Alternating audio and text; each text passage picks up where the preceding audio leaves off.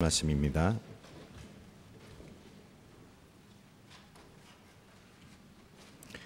그때 제사장 엘리야십이 그의 형제 제사장들과 함께 일어나 양문을 건축하여 성별하고 문짝을 달고 또 성벽을 건축하여 함메아 망대에서부터 하나넬 망대까지 성별하였고 그 다음은 여리고 사람들이 건축하였고 또 그 다음은 이므리의 아들 삭굴이 건축하였으며 어문은 하스나의 자손들이 건축하여 그 들보를 얹고 문짝을 달고 자물쇠와 빗장을 갖추었고 그 다음은 학코스의 손자 우리아의 아들 무레못이 중수하였고 그 다음은 무세사벨의 손자 베레가의 아들 무슬람이 중수하였고 그 다음은 바하나의 아들 사둑이 중수하였고.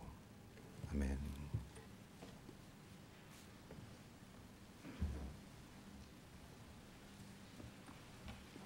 밀림왕 사자에게 하루는 풀벌레가 와서는 당당하게 이야기를 했습니다. 사자야, 누가 더 큰 소리로 우는지 내기 한번 하자. 사자는 기가 찼습니다. 세상이 말세라고 하더니만 정말 말세네. 이제 풀벌레까지도 대놓고 덤벼더니 이참에 왕의 위엄을 세워 밀림의 질서를 확고하게 해야겠다 하는 생각이 들어서 내기에 응했습니다. 먼저 사자가 천지에 울리도록 으르릉하고 표를 했습니다. 또 뒤이어서 풀벌레가 삐릭삐릭하고 울었습니다.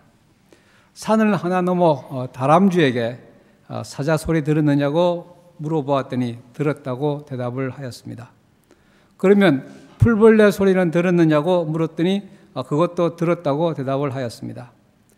들판을 가로질러서 토끼에게 사자 소리를 들었느냐고 물어보았더니 들은 것 같기도 하고 안 들은 것 같기도 하다고 대답을 하였습니다. 풀벌레 소리는 들었느냐고 물었더니 그건 잘 들었다고 대답을 하였습니다. 깊은 골짜기에 들어가서 사슴에게 사자 소리를 들었느냐고 물었더니 전혀 못 들었다고 대답을 하였습니다. 그러면 풀벌레 소리는 들었느냐 하고 물었더니 그것은 잘 들었다고 대답을 했습니다. 방금 옆에서 울었다는 것입니다. 사자는 울 때 혼자서 웁니다. 그런데 풀벌레는 한 마리가 울면 그 소리를 들은 옆에 풀벌레가 울고 또 그 옆에 있는 풀벌레가 울고 해서 산지 사방에 있는 풀벌레가 다 따라서 웁니다. 그래서 온 천지가 풀벌레 울음소리로 가득 차게 됩니다. 풀벌레가 이겼습니다. 교회 사역은 사자 한 마리가 떠드는 것처럼 하는 것이 아니라 풀벌레들처럼 온 성도들이 함께 힘을 합쳐서 해야 합니다. 오늘 본문은 그것을 우리에게 말해주고 있습니다.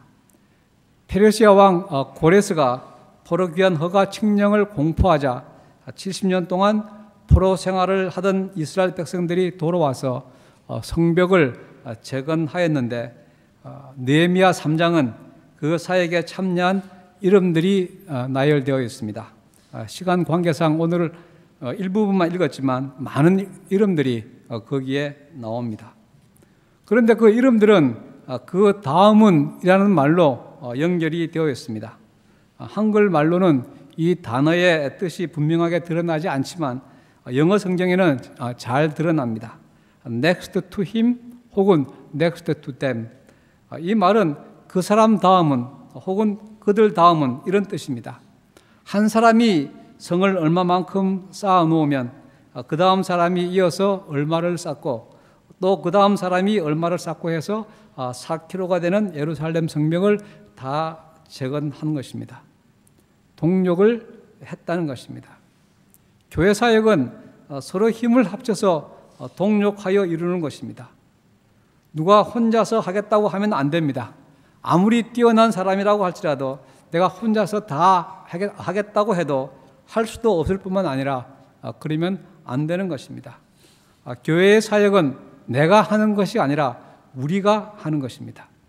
그렇게 할 때 풀벌레의 울음처럼 생명의 합참이 보스턴 지역을 뿐만 아니라 그 너머까지 울려 퍼지게 됩니다.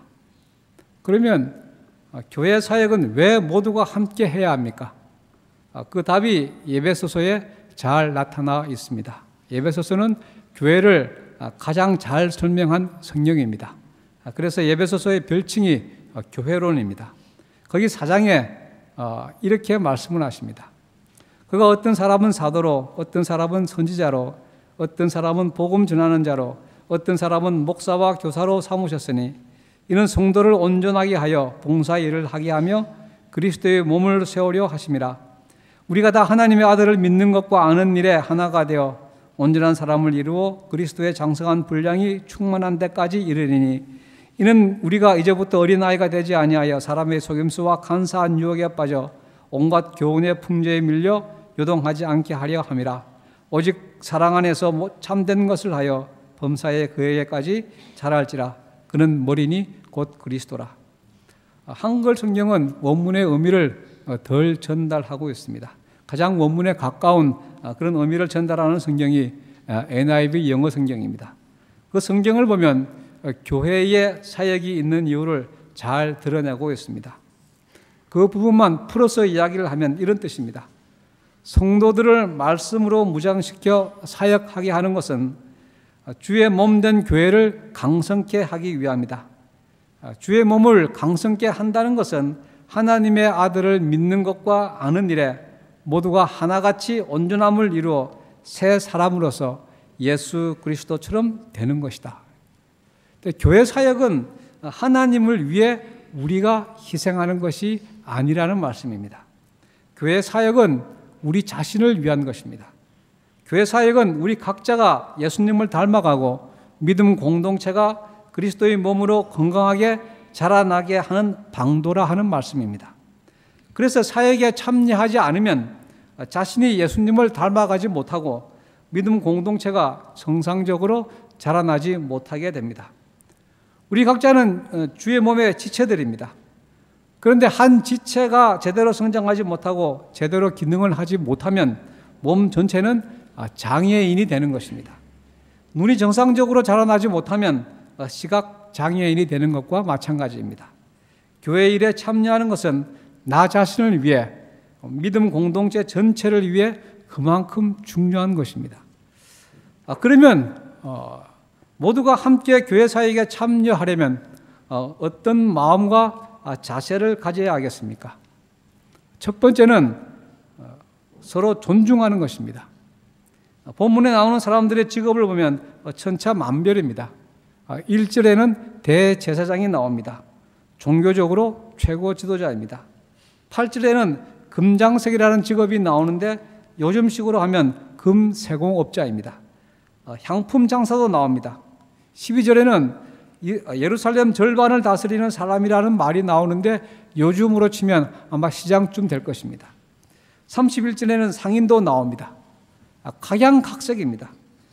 그런데 그 모든 이름이 똑같은 선상에서 기록되어 있습니다.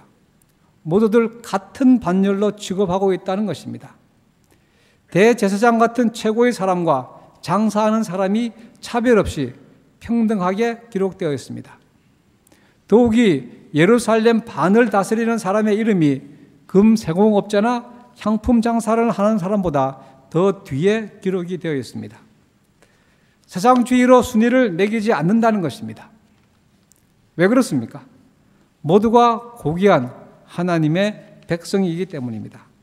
한 사람 한 사람이 세상의 직업이나 지위와 비교도 할 수 없는 고귀한 영원한 하나님의 백성이라는 것입니다. 그래서 서로를 존귀하게 바라보는 것입니다. 이 자세가 동력의 출발점입니다. 세상에서도 지위나 재산이나 학벌이나 직업이나 집안을 가지고 사람을 차별하고 무시한다면 그 사람은 인격이 덜 된 사람으로 취급을 합니다. 하물며 믿음 공동체 안에서는 더 말할 나위가 없습니다.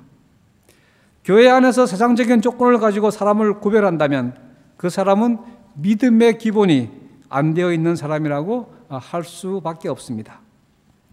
이런 차원에서 어떤 성도가 구원의 확신이 있는가, 천국에 대한 확신이 있는가를 판별해 볼 수 있는 기준이 하나 있습니다. 그 사람이 다른 성도를 어떻게 대하는지를 보면 알 수가 있습니다. 세상의 직업이나 세상의 지위나 학벌이나 재산으로 다른 성도를 차별하고 폄하하고 내려다본다면 그 사람은 아직 천국에 대한 확신이 없는 사람입니다. 천국을 진심으로 확신한다면 그 천국의 복이 세상 어떤 것과도 비교할 수 없는 놀라운 복인 것을 정말로 확신한다면 다른 성도를 세상 조건을 가지고 따지고 구별하지는 않을 것입니다. 그래서 우리 한 사람 한 사람을 천국 백성인 줄 알고 영원히 함께 살 사람인 줄 알고 아주 존경하고 높이는 그 자리에서부터 우리는 함께 사역을 할 수 있습니다. 거기서 동력이 시작이 됩니다. 전북 김제에 가면 아주 금산교회라는 오래된 교회가 있습니다. 그 교회에 전설 같은 이야기가 내려져 오고 있습니다. 그 지역에 조덕삼씨라 하는 지주가 있었습니다. 그분이 미국 선교사의 전도를 받아 예수를 믿게 되었습니다. 그리고는 자기 땅에다가 교회를 세웠습니다. 금산교회가 시작이 된 것입니다. 그런데 그 집에 마국간을 돌보는 머슴이 있었습니다. 그 모습은 경상도에서 흘러들어온 17살 된 고아인 이자익이라 하는 청년이었습니다.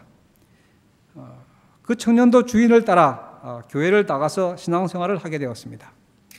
두 사람 다 같은 날 집사가 되었습니다. 세월이 흘러 그 교회에서 장로를 선출하는데 투표 결과 머슴인 이자익 집사가 장로로 선출이 되고 주인인 조덕산 집사는 떨어졌습니다. 생각지도 못한 사태가 일어나서 교회가 술렁거렸습니다. 그런데 조덕삼 집사님이 발언권을 얻어서 회중 앞에 나와 이렇게 말을 했습니다. 이거 다 하나님께서 하신 일입니다. 이 집사가 저보다도 신앙이 앞서 있습니다. 그를 장로로 뽑아주셔서 참으로 감사합니다. 그러자 어수선하던 교회가 잠잠해졌습니다. 그런데 이런 일은 그 당시에 있을 수 없는 일입니다. 그 당시 주인과 모습은 하늘과 땅만큼 차이가 나는데 주인은 떨어지고 모습이 장로가 되고 그것도 나이가 새파란 어린 모습이 연장자인 주인을 제치고 장로가 되었다는 것은 그 당시로서는 받아들이기가 무척 어려운 일입니다. 더욱이 조 집사님은 교회를 설립하는데 주도적인 역할을 한 분입니다. 이런 일이 교회에 일어나면 보통 분란이 생기고 심하면 교회가 갈라지기도 하였습니다.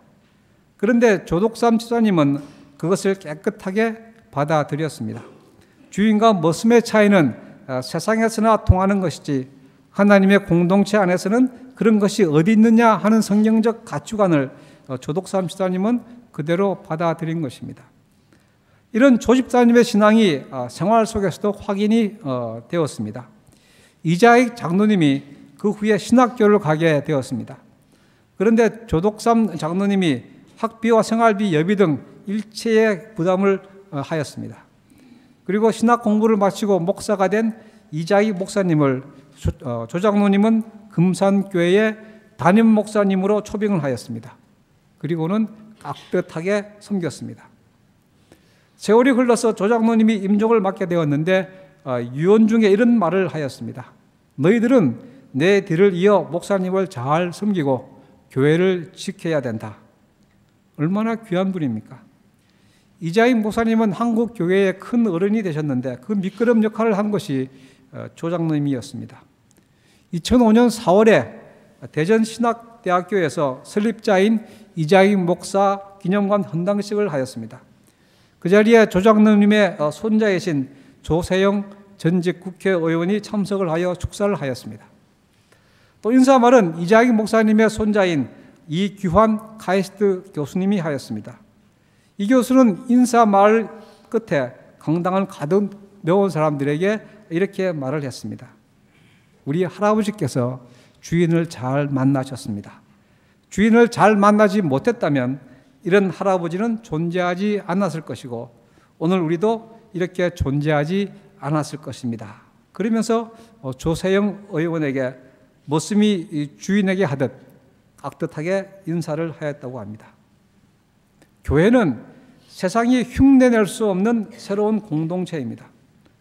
세상에서의 차별과 세상이 쌓아놓아 서로 구별하고 차별하는 담은 다 허물어지고 하나님의 은혜와 사랑이 지배하는 새로운 공동체입니다. 이 속에서 서로를 존중히 여기고 서로를 높일 때에 거기서부터 우리는 동력을 할 수 있는 것입니다. 둘째는 서로 격려하는 것입니다. 느헤미야 3장을 관심 있게 보면 좀 이상한 점이 있다는 것을 알 수가 있습니다. 성벽의 재건에 참여한 사람들의 명단에 느헤미야의 이름이 없다는 것입니다. 성벽을 재건하는 일은 느헤미야가 주도적으로 하였습니다. 아이디어도 느헤미야에게서 나왔고 물자도 느헤미야가 조달을 했고 사람들을 불러 모으는 것도 느헤미야입니다. 그런데 자랑스러운 명단에 막상 느헤미야 자신의 이름은 빠져 있습니다. 왜 그렇겠습니까? 느헤미야는 이 모든 일을 여러분이 다 하셨습니다 하고 사람들을 격려하려는 것입니다. 자기 이름은 빼버리고 다른 사람들의 이름을 하나하나 기록할 때마다 여러분 정말 대단한 일을 하셨습니다. 위대한 일을 하셨습니다. 이렇게 격려하는 것입니다. 20절을 보면 이런 기록이 있습니다. 그 다음은 삽배의 아들 바룩이 한 부분을 힘써 증축하여, 다른 사람들에게는 힘써 증축하였다는 표현을 쓰지 않는데 바룩에게 특별히 그렇게 한 것을 보면 바룩은 아마 다른 사람들보다 더 열심히 노력한 것 같습니다. 느헤미야는 그의 헌신을 잊지 않고 기억했습니다. 바룩 당신은 정말 대단한 일을 해냈습니다. 하나님께서 당신의 노고를 잊지 않으실 것입니다. 감사합니다. 이렇게 격려하는 것입니다. 바룩이 그 한마디의 말에 얼마나 힘과 용기를 얻었겠습니까? 교회 사역은 그렇게 격려해 가면서 하는 것입니다. 그냥 존중하는 것으로만 부족합니다. 칭찬하고 격려하고 세워주어야 합니다. 조종 경기는 한 팀이 9명으로 구성이 되어 있습니다. 배 오른편으로 4사람이 노를 젓고 왼편으로 4사람이 노를 젓습니다. 그리고 노 젓는 선수들과 반대 방향으로 맨 앞에 앉아있는 사람이 있습니다. 이 사람을 콕스라고 부릅니다. 콕스는 노를 젓지 않습니다. 그래서 조종 경기를 모르는 사람은 저 사람은 뭐하는 사람인데 노도 젓지 않고 앉아있나 이런 생각을 하기도 합니다. 그러나 그 사람이 제일 중요하다고 합니다. 배의 균형과 방향을 잡아주는 역할을 합니다.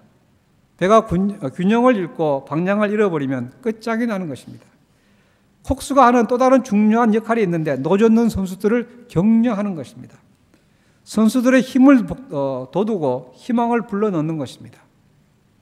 우리 생각에는 그 사람도 노를 저으면 더 빨리 갈 것 같은데 아니라고 합니다. 배 균형을 잡아주고 노젓는 박자를 맞춰주고 격려해야 배가 더 빨리 간다는 것입니다. 격려한다는 것이 그렇게 중요합니다. 격려는 교회의 중요한 사역입니다. 여러 가지 여건상 실제로 사역에 참여하지 못하는 사람은 특히 격려의 사역을 해야 합니다.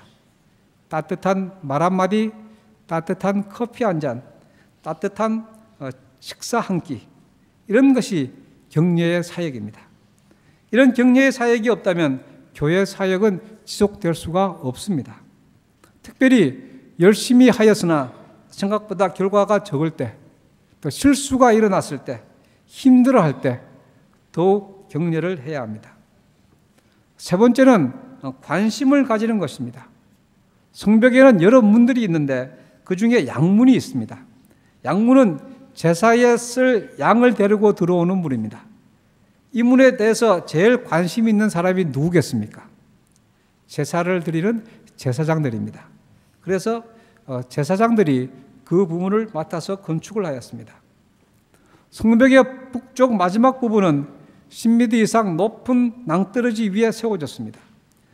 그래서 건축하는데 세심성과 정확성이 요구가 됩니다.